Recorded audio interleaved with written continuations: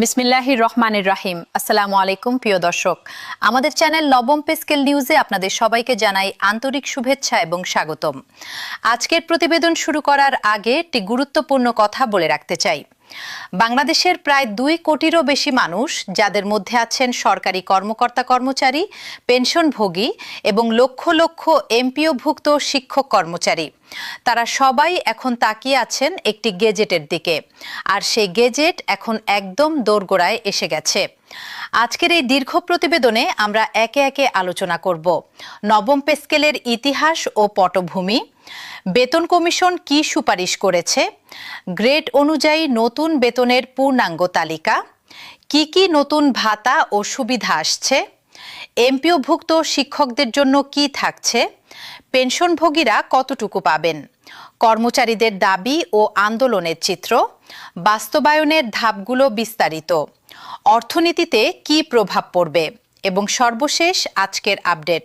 তাই অনুরোধ করছি প্রতিবেদনটি শুরু থেকে শেষ পর্যন্ত মনোযোগ দিয়ে দেখুন, কারণ শেষের দিকে এমন কিছু তথ্য থাকছে যা আপনার ব্যক্তিগত আর্থিক পরিকল্পনার জন্য অত্যন্ত গুরুত্বপূর্ণ হতে পারে। প্রথম অধ্যায়, নবম পে স্কেলের ইতিহাস ও পটভূমি। দর্শক বন্ধুরা, নবম পে স্কেল বোঝার আগে একটু পেছনের দিকে তাকানো দরকার। বাংলাদেশ স্বাধীন হওয়ার পর থেকে এ পর্যন্ত মোট 8টি জাতীয় বেতন স্কেল ঘোষণা করা হয়েছে। 1973 সালে প্রথম পে স্কেল জারি হয়। এরপর 1977, 1981, 1985, 1991, 1997 এবং 2009 সালে একের পর এক পে স্কেল এসেছে। সবশেষ 2015 সালে 8ম জাতীয় পে স্কেল ঘোষণা করা হয়।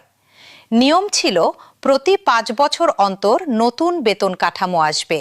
সেই হিসাবে 2020 সালেই নবম পে স্কেল আসার কথা ছিল, কিন্তু করোনা মহামারীর সময় অর্থনৈতিক অস্থিরতার কারণে সরকার সেই দিকে অগ্রসর হতে পারেনি।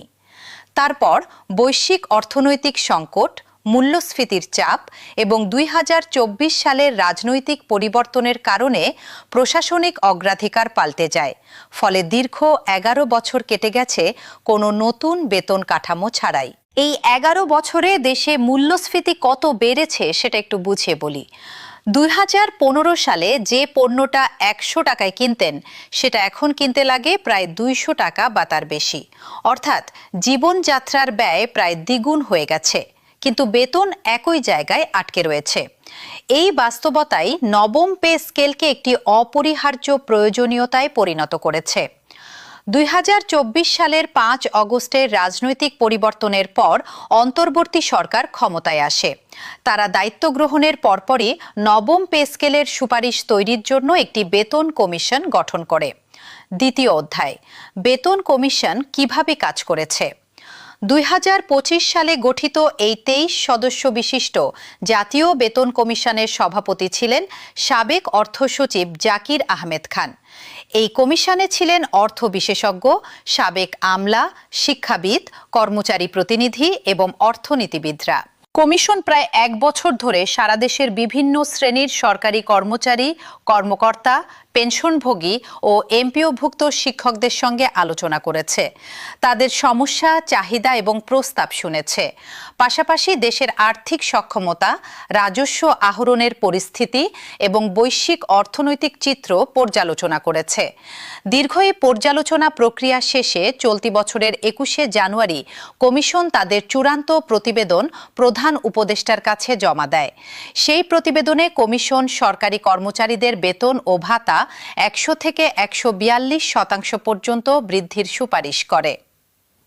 তৃতীয় অধ্যায়, প্রস্তাবিত গ্রেড অনুযায়ী নতুন বেতনের তালিকা।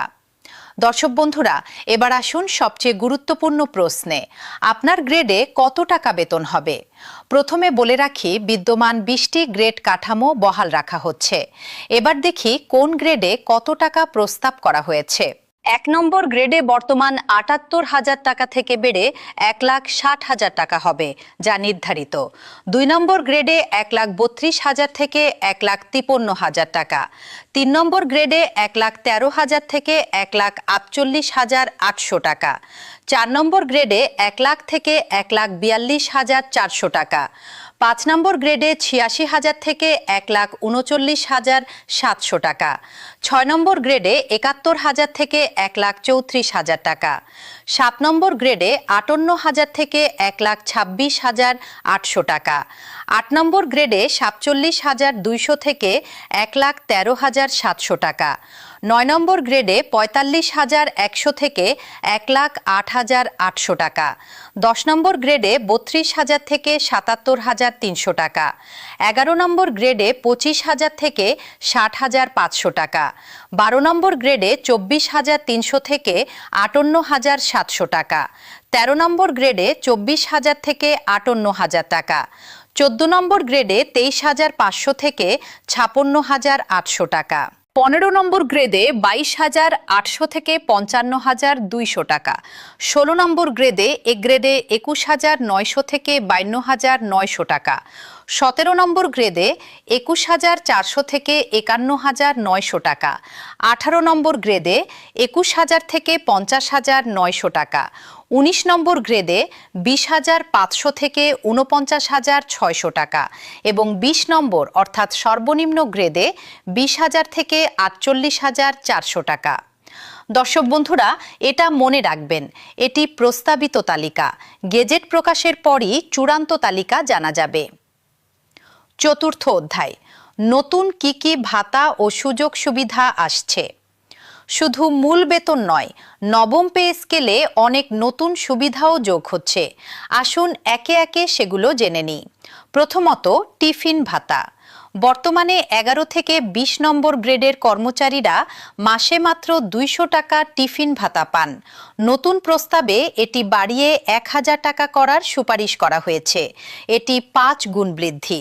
দ্বিতীয়ত, বৈশাখী ভাতা। বর্তমানে মূল বেতনের 20% বৈশাখী ভাতা পাওয়া যায়।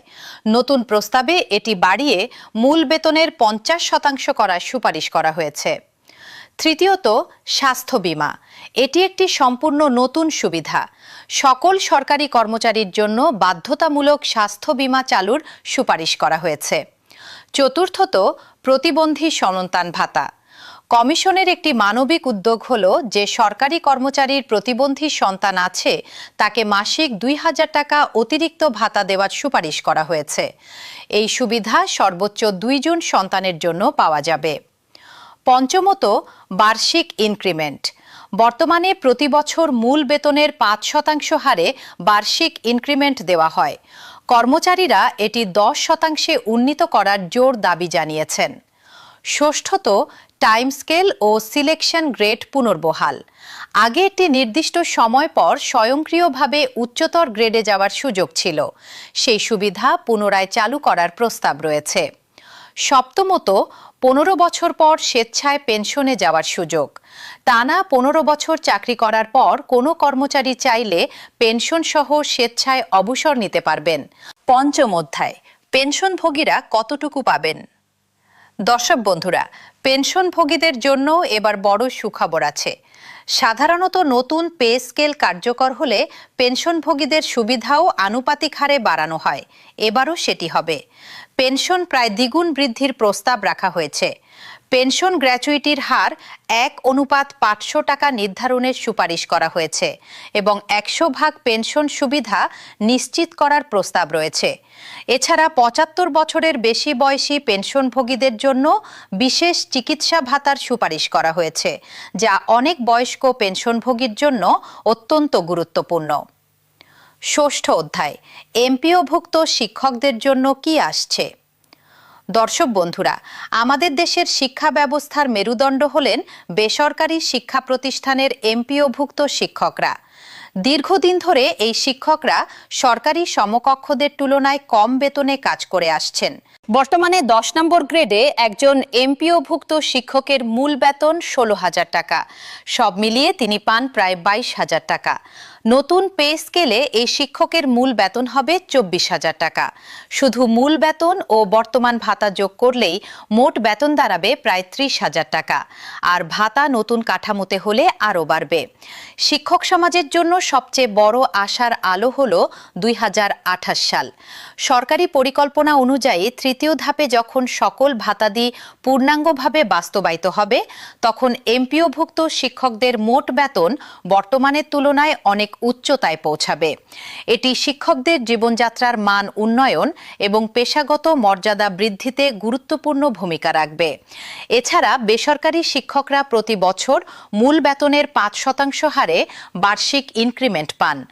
নতুন পে স্কেল বাস্তবায়নের পর ইনক্রিমেন্ট গণনার ভিত্তি হবে নতুন বেতন, ফলে প্রতি বছরের বৃদ্ধির পরিমাণও বাড়বে। সপ্তম অধ্যায়, কর্মচারীদের আন্দোলন ও দাবি। নবম পে স্কেলের এই পুরো যাত্রায় সরকারি কর্মচারীরা কিন্তু চুপ করে বসে থাকেননি। তারা বিভিন্ন সময়ে দাবি আদায়ে সোচ্চার হয়েছেন। চলতি বছরের ৫ থেকে ১০ এপ্রিল সারা দেশে ৬ দিনের দাবি দেওয়ার কর্মসূচি পালিত হয়েছে। কলম বিরতি, বিক্ষোভ ও স্মারকলিপি দেওয়া হয়েছে। এই কর্মসূচি সরকারের নীতি নির্ধারকদের দৃষ্টি আকর্ষণ করেছে। কর্মচারীদের প্রধান দাবিগুলো কি ছিল? প্রথমত, ধাপে ধাপে না করে একবারেই ১০০% নতুন পে স্কেল বাস্তবায়ন করতে হবে। দ্বিতীয়ত, বর্তমান উচ্চ মূল্যস্ফীতির বাজারে আংশিক বেতন বৃদ্ধি যথেষ্ট নয়। তৃতীয়ত, বার্ষিক ইনক্রিমেন্ট ৫% থেকে বাড়িয়ে ১০% করতে হবে। কর্মচারীদের এই আপত্তির কারণে বাস্তবায়ন কমিটি ৩ ধাপের পরিকল্পনা পরিবর্তন করে ২ ধাপে নামিয়ে আনার চিন্তা করছে, যা কর্মচারীদের জন্য একটি বড় পাওয়া। অষ্টম অধ্যায়, বাস্তবায়নের ধাপ বিস্তারিত এবং সর্বশেষ আপডেট। দর্শক বন্ধুরা, এবার সবচেয়ে গুরুত্বপূর্ণ প্রশ্নের উত্তর দিই। কিভাবে এবং কখন বাস্তবায়ন হবে? এখানে একটি বড় আপডেট আছে। ইত্তেফাক ও দেশ রূপান্তর সহ একাধিক জাতীয় পত্রিকা ২৯ জুন ২০২৬ তারিখের প্রতিবেদনে জানিয়েছে যে সরকার এখন ৩ ধাপের বদলে ২ ধাপে বাস্তবায়নের পরিকল্পনায় এগোচ্ছে। প্রথম ধাপ, আগামী ১ জুলাই ২০২৬ থেকে নতুন মূল বেতন কার্যকর হবে। কোনো সূত্র বলছে সম্পূর্ণ মূল বেতন একবারেই দেওয়া হবে, আবার কোনো সূত্র বলছে ৫০% করে ২ বছরে দেওয়া হবে। চূড়ান্ত সিদ্ধান্ত গেজেটে আসবে। দ্বিতীয় ধাপ, ২০২৭ থেকে ২৮ অর্থ বছরের শুরু থেকে বাড়ি ভাড়া, চিকিৎসা ও যাতায়াত ভাতা সহ নতুন সব ভাতা কার্যকর হবে। এখন গেজেটের বিষয়ে বলি।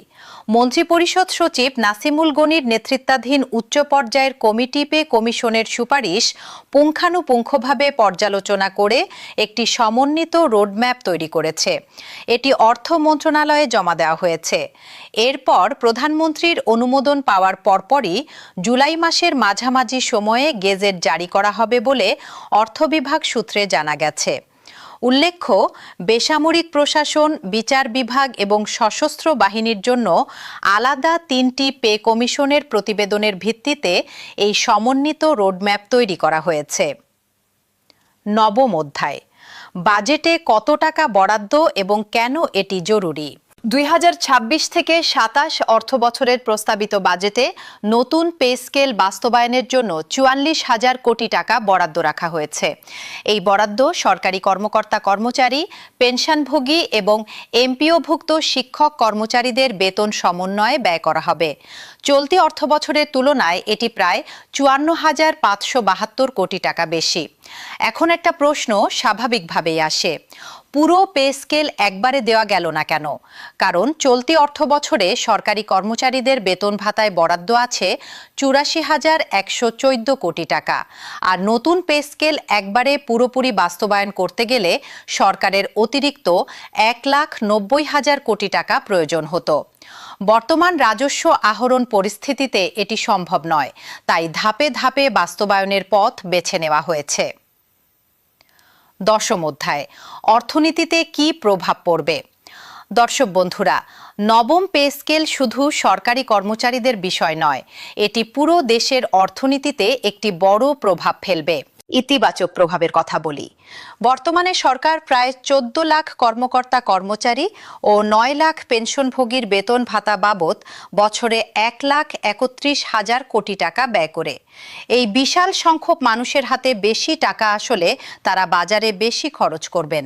ফলে ব্যবসা বাণিজ্য চাঙা হবে, পণ্য ও সেবার চাহিদা বাড়বে এবং সামগ্রিক অর্থনৈতিক কর্মকাণ্ডে ইতিবাচক প্রভাব পড়বে। তবে চ্যালেঞ্জও আছে।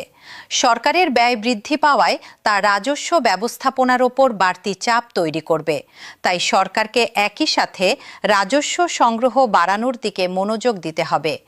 বিশেষজ্ঞরা মনে করছেন, সরকার যদি এই ব্যয় মেটাতে অতিরিক্ত অর্থ ছাপায় তাহলে মূল্যস্ফীতি আরও বাড়তে পারে।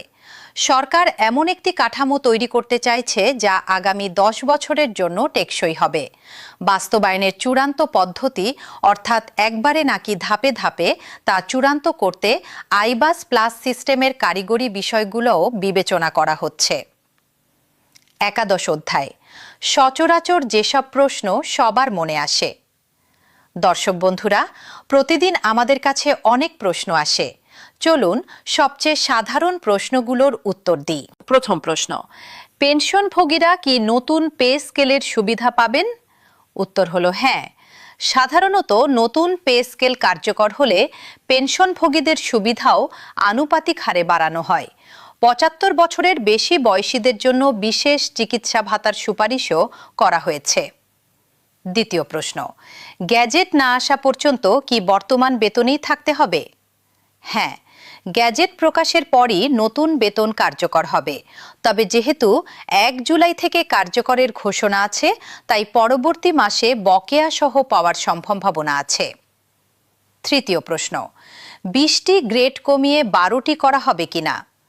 বর্তমানের 20টি গ্রেড কমিয়ে 12টিতে নিয়ে আসার একটি জোরালো প্রস্তাবনা সরকারের বিবেচনাধীন রয়েছে। এটি বাস্তবায়িত হলে বেতন বৈষম্য অনেকটাই কমে আসবে। তবে এই বিষয়ে চূড়ান্ত সিদ্ধান্ত গ্যাজেটে জানা যাবে। চতুর্থ প্রশ্ন, নতুন পে স্কেলের পর কি আয়কর বাড়বে? 2026 থেকে 27 এবং 2027 থেকে 28 করবর্ষে করমুক্ত আয়ের সীমা 4 লাখ টাকা নির্ধারণ করা হয়েছে। ফলে যাদের বার্ষিক আয় 4 লাখের নিচে থাকবে তারা কর দিতে হবে না। দ্বাদশ অধ্যায়, সর্বশেষ আজকের আপডেট। আজ 3 জুলাই 2026। অর্থমন্ত্রী আমির খসরু মাহমুদ চৌধুরী গত 11 জুন জাতীয় সংসদে বাজেট বক্তৃতায় 1 জুলাই থেকে নতুন পে স্কেল কার্যকরের ঘোষণা দিয়েছেন। সেই ঘোষণার পর থেকে গেজেটের জন্য অপেক্ষা চলছে। মন্ত্রিপরিষদ সচিবের নেতৃত্বাধীন কমিটি তাদের চূড়ান্ত প্রতিবেদন জমা দিয়েছে। এখন প্রধানমন্ত্রীর অনুমোদনের পরপরই গেজেট জারি হবে। অর্থ বিভাগ সূত্রে জানা গেছে, জুলাই মাসের মাঝামাঝি সময়ের মধ্যেই গেজেট প্রকাশের প্রস্তুতি সম্পন্ন হবে। তাহলে আজকের পুরো প্রতিবেদন থেকে সারসংক্ষেপ বলি। 11 বছর পর নতুন পে স্কেল আসছে। গেজেট জুলাই মাসের মাঝামাঝিতে আসার সম্ভাবনা রয়েছে। 1 জুলাই থেকে নতুন মূল বেতন কার্যকর হবে। সর্বনিম্ন গ্রেডে বেতন 8,250 থেকে 20,000 টাকায় উঠবে। সর্বোচ্চ গ্রেডে 78,000 থেকে 1,60,000 টাকা হবে। বাজেটে 44,000 কোটি টাকা বরাদ্দ হয়েছে। পেনশন প্রায় দ্বিগুণ হচ্ছে। এমপিওভুক্ত শিক্ষকরাও সুবিধা পাবেন। টিফিন ভাতা 200 থেকে 1,000 টাকায় বাড়ছে। বৈশাখী ভাতা 20 থেকে 50% হচ্ছে। স্বাস্থ্য বীমা ও প্রতিবন্ধী সন্তান ভাতা নতুন সুযোগ হিসেবে যোগ হচ্ছে। এই দীর্ঘ প্রতিবেদনটা যদি আপনার কাজে লাগে তাহলে এখনই লাইক করুন এবং আমাদের চ্যানেল নবম পে স্কেল নিউজ সাবস্ক্রাইব করুন। গেজেট প্রকাশ হওয়া মাত্র আমরা আপনাদের জন্য গ্রেড অনুযায়ী পূর্ণাঙ্গ বেতন তালিকা এবং ধাপে ধাপে কত পাবেন তার বিস্তারিত হিসাব নিয়ে হাজির হব। কমেন্টে জানান আপনি কোন গ্রেডে আছেন এবং নতুন পে স্কেল নিয়ে আপনার মতামত কি। আপনাদের মতামত আমাদের পরবর্তী প্রতিবেদন তৈরিতে সহায়তা করবে। সবাই ভালো থাকবেন, সুস্থ থাকবেন। দেখা হবে পরের ভিডিওতে, ইনশাআল্লাহ।